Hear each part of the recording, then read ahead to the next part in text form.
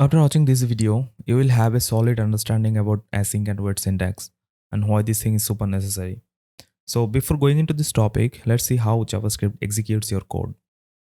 When you submit your JS file to the JavaScript engine, first it passes the whole file top to bottom and takes note of all the variables and function in that context. Now you can think like a context is a portion where some particular code is running.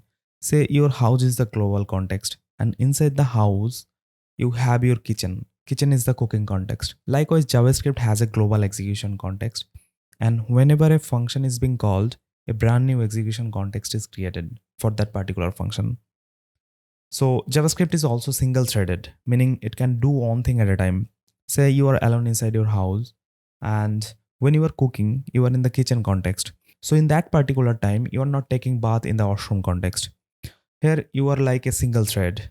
You can handle one thing at a time and serve in one context.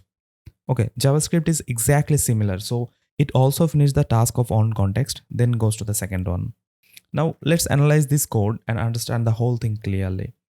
So when you run your code, a global execution context is created. And the first thing, the engine will pass the code and then execute the code. So in the parsing phase, the engine is just taking note of all the variables and function name that is present in that context. So we have a variable called greet, a function named say hello. Now the parsing phase is done for the global context. Let's come to the execution phase. Hello is assigned to the variable greet, and after that there is a function declaration, so nothing to execute there. Then we have a function call. Now as you know, for every function there will be a brand new execution context, and there will also be a passing phase and the execution phase. I'm not showing you the passing phase here. So in the execution phase, first we are assigning the value Bob to the parameter named person, and then we are console logging say hello Bob. Now the function is over, and we get back to the previous context where the function was called. That is the global execution context. Now if you analyze the behavior of a JavaScript function, you can get out of the function context in two ways. Either you reach at the end of the function, or you hit the return statement and get out of the function context. Besides this, there is a special kind of function in JavaScript that is called a generator function. So inside the generator function, we have a third way of getting out of the function context. And the cool thing is we can re-enter the function and start from where we left, and all the previous context variable will be available. So you can think like, say you are cutting vegetables inside a kitchen context and a phone rings inside the living room context. So you will stop cutting vegetables, go to the living room context and attend the phone. And as soon as the call is over, you come back to the kitchen context again and start from where you left. Okay, and you have all your previously chopped vegetables in place as well. It's not like you have to start over because you left the kitchen context. Okay, in a normal JavaScript function, this is not the case. Once you go out of the function context and if you come back, you need to start over. But for a generator function, the concept is different here. You can leave the generator function when you want and also come back to the function in your time, and you don't have to start over.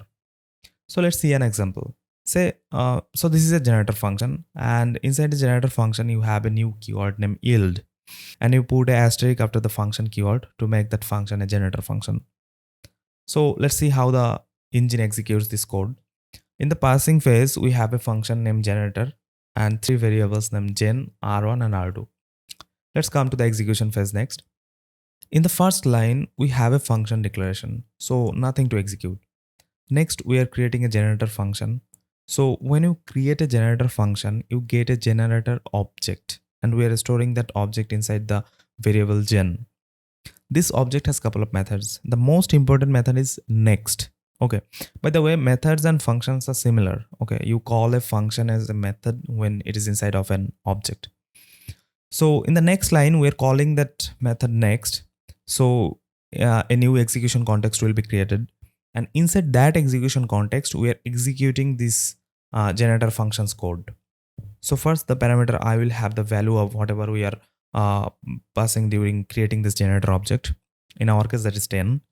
So then we have a console log. Next line, we have a else statement. Now, as we hit a else statement, the function will be paused and you will be getting out of that execution context with an object.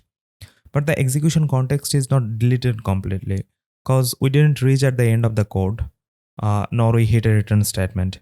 We're just temporarily getting out of the context by hitting the else statement. Now we're getting an object from this yield and assigning that to this R1 variable.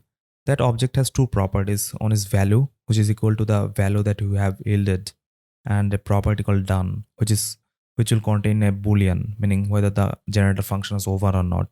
So we are getting a value as 10 and done is false. Okay. So right now we are in the global execution context and we partially ran a function. Next we can do whatever we want. Say we have a console log hi there. And after that, we are again calling the next method. So that will resume the execution of the generator function and we'll be starting from where we left. So we hit another else statement. So time to pause and leave the function again.